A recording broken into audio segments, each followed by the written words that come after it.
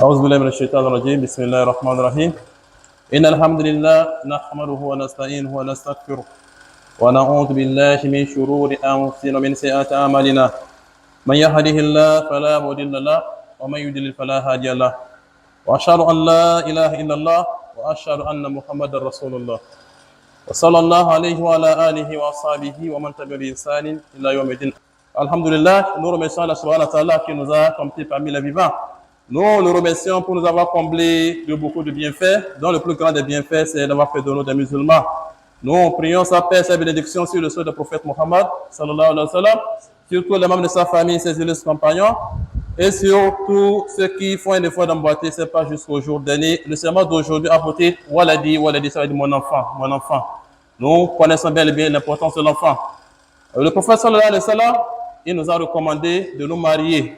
Et le mariage, ça a été une tradition de tous les prophètes. Il n'y a pas ce prophète-là, il y a beaucoup de prophètes qui sont mariés. Et le mariage également, ça a beaucoup de buts, ça a beaucoup d'importance. Le prophète sallallahu alayhi wa sallam nous dit, à travers un hadith, il nous dit, oh vous les jeunes, oh vous qui êtes en mesure de vous marier, mariez-vous. Mariez-vous, pourquoi? Parce que le mariage a certains avantages. Parmi les avantages, que le mariage, ça te protège, ta chasteté. Ça va t'empêcher de regarder par-ci, par-là. Ça va t'empêcher de regarder les choses qui sont interdites. Ça fait partie de l'importance du mariage. Et nous allons voir, il y a beaucoup de gens, la finalité, ce qu'ils cherchent à travers le mariage, c'est quoi? C'est l'enfant. C'est l'enfant. Vous allez voir, lorsqu'il y a un couple sans enfant, le couple-là est malheureux. Le couple-là est malheureux. Pour cela, nous demandons que ceux-là qui recherchent des enfants, qu'Allah subhanahu wa ta'ala donne. Maintenant, ce qu'on recherche, c'est-à-dire de quelqu'un, de croyant vertueux, ce n'est pas seulement d'avoir d'enfants, mais c'est d'avoir des enfants vertueux. Parce que ça a été également ce que beaucoup de prophètes ont réclamé. Par exemple, le prophète Ibrahim, alayhi salam, il a recommandé à ce que Dieu donne un enfant vertueux. Zacharia, alayhi salam, lui-même, il a recommandé que Dieu lui donne un enfant vertueux. Il n'a pas demandé n'importe quel enfant. Pourquoi? Parce que l'enfant vertueux, le prophète sallallahu nous a dit que lorsque on va vous enterrer, il dit lorsqu'on conduit l'homme à sa dernière demeure, c'est-à-dire la tombe, que tout finit. Cette personne qui avait l'opportunité, qui avait le temps de prier, cette personne ne pourra plus prier, elle ne pourra plus gêner, mais il y a certaines choses dont les avantages vont toujours lui revenir. Parmi les choses, le professeur va parler, c'est-à-dire d'une charité durable, sadaqatul jariya. Qu'est-ce que nous appelons la charité durable? La construction, par exemple, de la mosquée, la construction des écoles coraniques, le forage des puits et l'assistance, c'est-à-dire dans le sentier d'Allah subhanahu wa ta'ala. Quelle que soit la durée que vous allez faire dans la temps, vous aurez toujours les avantages de ces actions que vous avez posées. Une charité durable.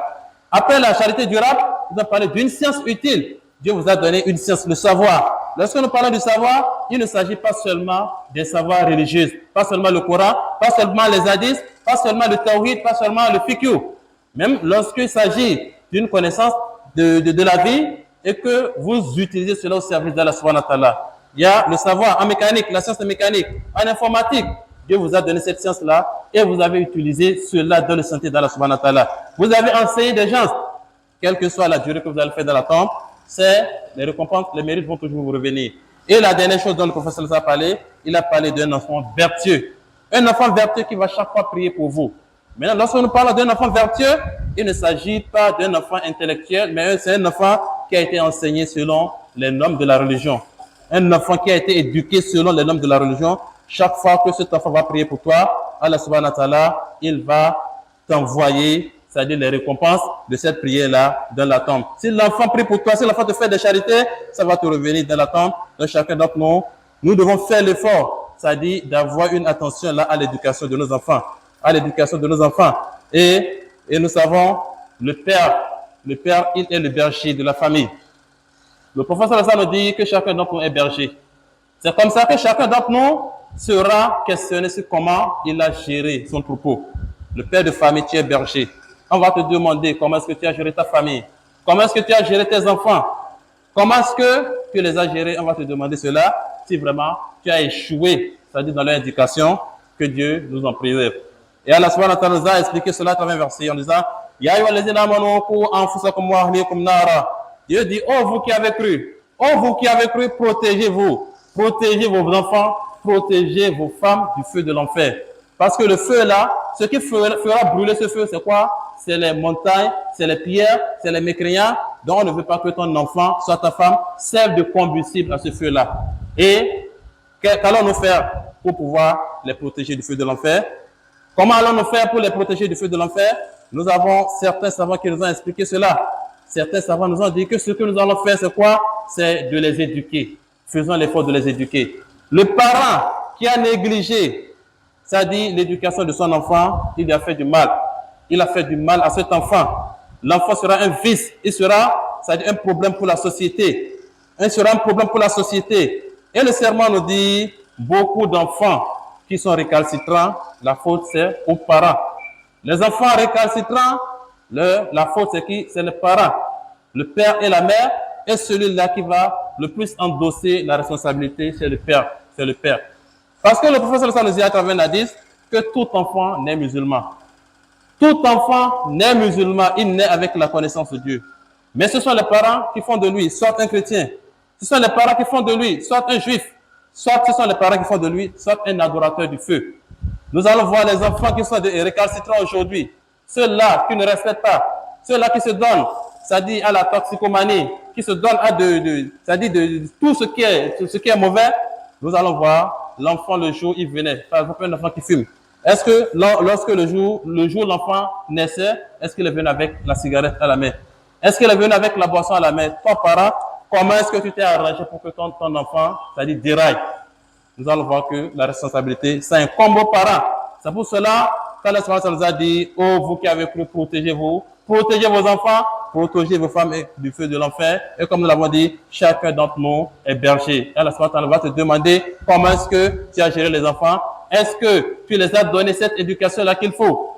Et lorsque nous parlons d'éducation, ce qu'il faut privilégier, c'est cette science-là qui est religieuse. Ce qui va lui permettre, c'est-à-dire de vivre une vie saine dans la terre, sur la terre, de vivre une vie saine dans la tombe également, de vivre une vie saine également le jour dernier. La seule chose qui va lui donner cela, c'est comment prier, comment faire les ablutions, lire le Coran, et lui donner l'idée sur la vie du prophète, ses enfants, sa femme, ses femmes.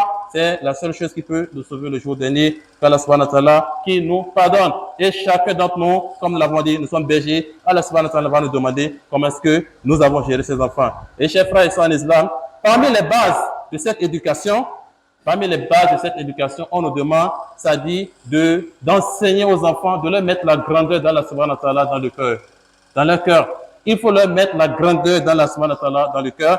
Et nous avons Allah subhanahu wa ta'ala qui nous dit à travers un verset, il nous dit, Ya bunayya innaha in taku misqala habatin min khardalin fatakun fi sahra aw fi sama aw fi al-ard yati biha Allah. Allah subhanahu wa ta'ala dit, s'agissant du prophète Luqman alayhi salatu wassalam, nous avons une sourate qui est intitulée Luqman. Luqman, il a enseigné beaucoup de choses à son enfant. Et nous allons voir, chaque fois il dit, oh mon enfant, oh mon enfant, oh mon enfant, ça là, ça dit c'est une leçon pour nous.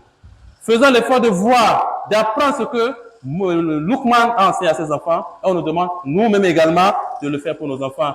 Et Luqman était en train de dire à son enfant, oh mon enfant, fût-ce le poids d'un grain de moutarde au fond d'un rocher, ou dans les cieux, ou dans la terre, Allah le fera venir. Ça montre la grandeur d'Allah subhanahu wa ta'ala. Il n'y a absolument rien qu'on peut cacher à Allah subhanahu wa ta'ala. Allah dit, fût-ce, ça dit le grain, fût-ce un grain de moutarde caché dans un rocher, caché dans les cieux, caché dans la terre, il n'y a pas ce qu'Allah subhanahu wa ta'ala ne fera pas venir. Nous devons enseigner la grandeur d'Allah subhanahu wa ta'ala à nos enfants parce que ça va beaucoup les aider. Ça va beaucoup les aider. Et également, ce que nous devons faire, c'est quoi? C'est de beaucoup prier également pour les enfants. Faisons-leur des invocations. Invoquons Allah subhanahu wa ta'ala en leur faveur. Et nous allons voir, ça se fait, ce n'est pas que ça ne se fait pas. Nous allons voir le jour où l'enfant naît, on fait beaucoup de prières en sa faveur. On fait beaucoup de prières en sa faveur. Ça, c'est normal. Beaucoup de prières en sa faveur parce que ça va l'aider. Ça va l'aider et cela fait partie, ça dit, des qualités des serviteurs du tout miséricordieux. Dans une sourate là, la sourate Al-Furqan, vers la fin, Allah subhanahu wa ta'ala a parlé de ses serviteurs. Et ces serviteurs, pourquoi est-ce qu'ils ont eu, ça dit, le privilège d'être appelés serviteurs? Ils ont certaines qualités. Et les qualités, nous n'avons pas parlé de ces qualités. Nous allons parler de cette qualité-là qui nous concerne ici. Allah subhanahu wa ta'ala dit وَالَّذِينَ يَقُولُونَ رَبَّنَا هَبْ لَنَا مِنْ أَزْوَاجِنَا وَذُرِّيَّتِنَا قُرَّةَ أَعْيُنٍ. Allah subhanahu wa ta'ala dit ceux-là qui invoquent, qui font des prières, c'est-à-dire en faveur de leurs enfants, qui disent oh notre Seigneur, donne-nous donne-nous à travers nos femmes et à travers nos enfants ce qui fera la joie de nos yeux. Lorsque nous allons les voir, que nous soyons contents. Lorsque nous voyons nos femmes comme ça, que nous soyons contents. Lorsque nous voyons nos enfants, que nous soyons contents. Nous devons faire cette prière-là. Et chacun d'entre nous veut être content lorsqu'il voit son enfant. Il veut que tout le monde, c'est-à-dire, soit content lorsqu'on voit cet enfant. Lorsqu'on te dit, ah, cet enfant-là, c'est bien, je pense que toi-même, tu es content. Et ça, là, un enfant qui fait la fierté de ses parents, c'est un enfant qui est poli, c'est un enfant qui est bien éduqué, et surtout, selon les normes de la religion, et cela va beaucoup peser, c'est-à-dire sur son comportement et de façon positive. Chacun d'entre nous devons faire cette petite prière-là. Demandons la faveur d'Allah subhanahu wa ta'ala sur nos enfants, et ça fera que les enfants, c'est-à-dire qu'ils soient droits, que les enfants soient ce que nous voulons. Qu'ils soient ce que nous voulons, qu'Allah subhanahu wa ta'ala nous pardonne. Et le prophète sallallahu alayhi wa sallam, pour nous montrer que lorsque le père est pris pour l'enfant, Allah subhanahu wa ta'ala, il exauce cela. Il nous a dit à travers un hadith qu'il y a 3 personnes dont les prières ne sont pas rejetées. 3 personnes dont les prières ne sont pas rejetées. La première personne, le prophète nous a parlé d'un voyageur. Le voyageur, lorsque vous accueillez, c'est-à-dire un voyageur chez vous, il faut demander à ce qu'il prie pour vous. Demandez à ce qu'il prie pour vous. Pourquoi? Parce que Allah subhanahu wa ta'ala, il accepte la prière. On dit un voyageur, vous qui quittez ici, vous voulez parcourir des centaines de kilomètres par exemple, vous êtes seul dans le bus, vous êtes seul dans l'avion, Allah subhanahu wa ta'ala, il est votre compagnon. Pour cela, lorsque vous priez, Allah subhanahu wa ta'ala, il accepte cela. La deuxième personne, l'opprimé, celui-là qui est victime d'une injustice. Et nous allons voir à travers cela, chacun d'entre nous devrait faire l'effort de fuir l'injustice. Le prophète sallallahu alayhi wa sallam a dit que l'injustice, que ça va se transformer en des ténèbres le jour dernier. Ça va se transformer en les ténèbres le jour dernier.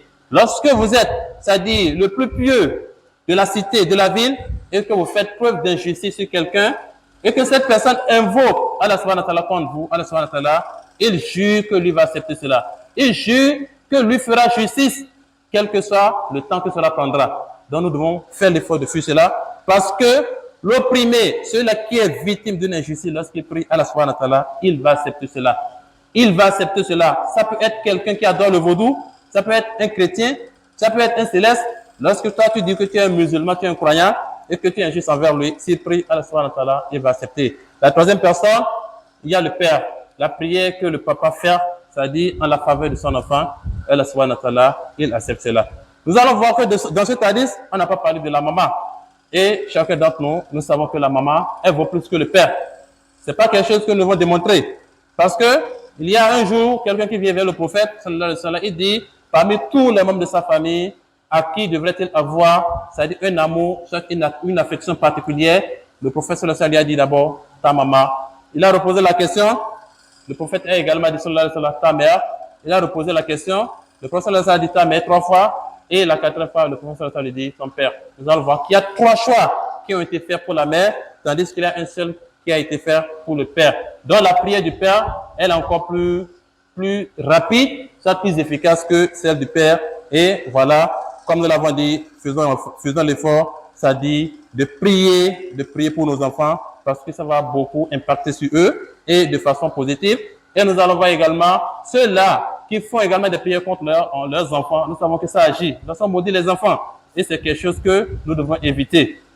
Quelle que soit la situation, quel que soit ce que l'enfant nous fait, faisons l'effort de prier pour lui. Prions pour lui. Lorsque nous voyons, c'est-à-dire les âmes des personnes qui ont été vertueuses, nous allons voir quel que soit le mauvais comportement qu'ils ont vis-à-vis de leurs parents, ils n'ont jamais proféré, c'est-à-dire des malédictions contre eux. Lorsque vous voyez même l'histoire de ce Soudès-là, il faut apprendre un peu.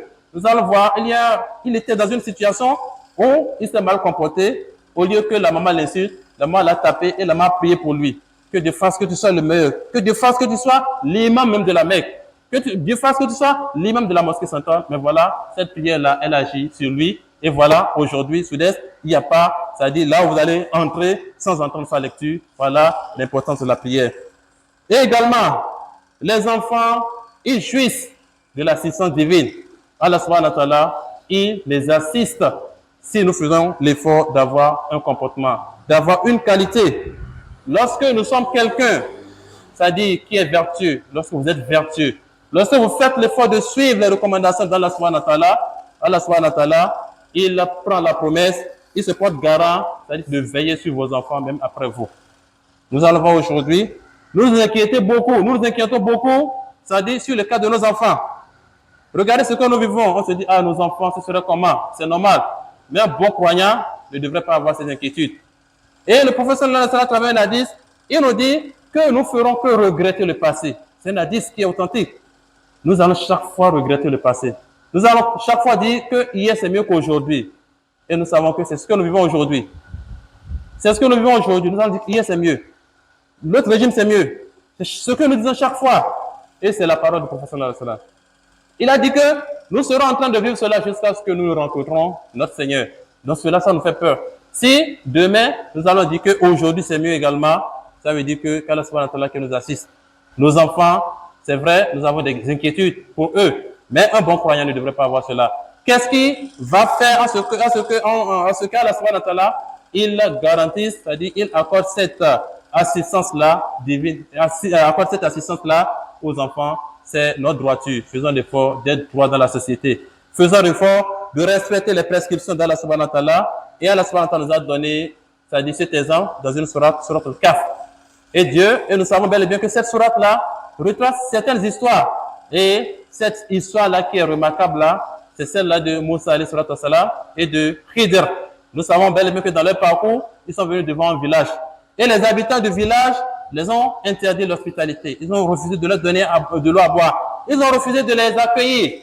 Et là, il y avait un mur qui était en train de s'écrouler dans le village, au bord, c'est-à-dire à l'entrée du village. Hidr s'est mis à redresser le village, le mur, mais voilà que Moussa n'était pas content. Moussa dit, bon, comment vas-tu redresser un mur, voilà que les habitants nous ont interdit l'hospitalité. C'est là que Hidr était en train de lui donner les raisons. Hidr dit, وأما الجدار فكان لغلامين يتيمين في المدينة وكان تحته كنز لهما وكان أبوهما صالحا. Khidr disait que sous le mur, il y avait un trésor. Il y avait un trésor sous le mur. Mais voilà que c'est un trésor qui appartient à deux enfants orphelins de la ville. Et pourquoi Allah subhanahu wa ta'ala a voulu garder? Parce qu'en redressant le mur, ça veut dire que le trésor sera gardé jusqu'à ce que les enfants, c'est-à-dire ne grandissent. Khidr disait, c'est parce que leur père était quelqu'un de vertueux. Leur père était quelqu'un de vertueux. C'est pour cela qu'Allah subhanahu wa ta'ala, il a voulu garder le trésor. Et nous savons bel et bien que nous pouvons partir à tout moment. La mort ne prévient pas. La mort ne prévient pas. Regardons le cas où la mort vient, elle emporte la maman qui laisse le bébé, qui laisse un bébé. La mort ne prévient pas. Et les orphelins. Nous allons voir pour cela, le prophète nous a dit d'avoir de la pitié envers les orphelins. Il n'y a pas cette famille là où il n'y a pas un orphelin. Comment nous nous comportons envers ceux-là? Nous allons voir que la parenté a disparu. Les liens de parenté ont disparu. Et le prophète nous dit, ceux-là qui rompt les liens de parenté, ils n'entreront pas au paradis. On nous dit d'être bienfaisants envers les hommes. Mais la première personne qu'on a recommandée, ce sont nos proches. Ceux-là qui sont à côté de nous, les parents. Les enfants que les parents de faire l'ont laissé, parce qu'un jour, toi-même, tu vas partir, tu vas laisser des orphelins. Nous allons voir aujourd'hui, nous sommes dans une cité où, lorsque quelqu'un entre dans une maison, l'orphelin, on le distingue toujours, on sait que lui là, c'est-à-dire il n'est pas avec les autres. On sait que lui là, il est à part. Et comme nous le disons tôt ou tard, nous allons partir. La seule chose qui ne va pas nous inquiéter, c'est quoi? C'est d'avoir de bons comportements. Et nous allons voir Allah subhanahu wa ta'ala, il va veiller sur nos enfants. Il ne va pas nous laisser comme ça. Nous ne devons pas nous inquiéter. Et qu'Allah subhanahu wa ta'ala, qu'il nous pardonne, qu'il fasse que nous écoutions et nous mettons cela en pratique de la meilleure des façons. Et les enfants également, la dernière des choses, nous devons éduquer nos enfants en ce qui concerne l'adoration. Lorsque nous allons à la maison, soit lorsque nous allons prier, est-ce qu'arrivé à la maison, nous demandons, ma femme, est-ce que tu as prié? Les enfants, est-ce que vous avez prié? Parce que la prière va protéger les enfants contre les malheurs. Parce que Dieu nous dit, Inna salat tanha anil fakhsha wal munkar. La prière, elle préserve de la turpitude, tout ce qui est grand péché. Lorsque tu pries comme il le faut, tu ne pourras pas commettre ces choses-là. tu pries comme il le faut, tu ne pourras pas forniquer, tu ne pourras pas prendre de l'alcool, tu ne vas pas manger de l'usure, tu ne vas pas être ingrat envers les parents, tu ne vas pas faire la magie, tu n'iras pas chez un marabout, il va te donner des amulettes, il va te donner des bagues de protection. La prière devrait te protéger contre ces choses-là. Mais mes frères, posons une question, te voilà chaque fois que tu pries. Te voilà, tu es régulier à toutes les prières, mais tu te donnes à ces choses-là, ça veut dire que ta prière n'est pas acceptée. Ta prière n'est pas vivante. Cette prière-là qui devrait t'empêcher de commettre ces choses-là, tu pries et tu es toujours dans ces choses-là. Ça veut dire que ta prière n'est pas acceptée. Donc tu dois faire l'effort de revoir ta prière. Comment est-ce que tu te purifies? Est-ce que tu respectes les obligations? Tu respectes les actes traditionnels de la prière? Est-ce que tu les fais comme il le faut? Si oui, tu devrais normalement être préservé de cette turpitude-là. Donc l'enfant qui prie, l'enfant à qui vous avez appris la prière, nous allons voir que cet enfant-là, il ne va pas grandir dans ce genre de choses-là. Tôt ou tard, il va revenir à la raison. Il va revenir au droit chemin. Et mon cœur également, nous savons que la prière, elle nous préserve de beaucoup de choses. Lorsque vous êtes régulier dans la prière, Allah va vous protéger de tout ce qui est mauvais, des sorciers, des mauvais esprits, de ceux-là que nous craignons. À travers la prière, nous aurons cette protection-là. Qu'Allah nous pardonne, qu'il nous aide à inculquer, c'est-à-dire ces valeurs morales, ces valeurs éthiques recommandées par l'islam à nos enfants. ربنا لا تزغ قلوبنا بعد إذ هديتنا وهب لنا من لدنك رحمة إنك أنت الوهاب.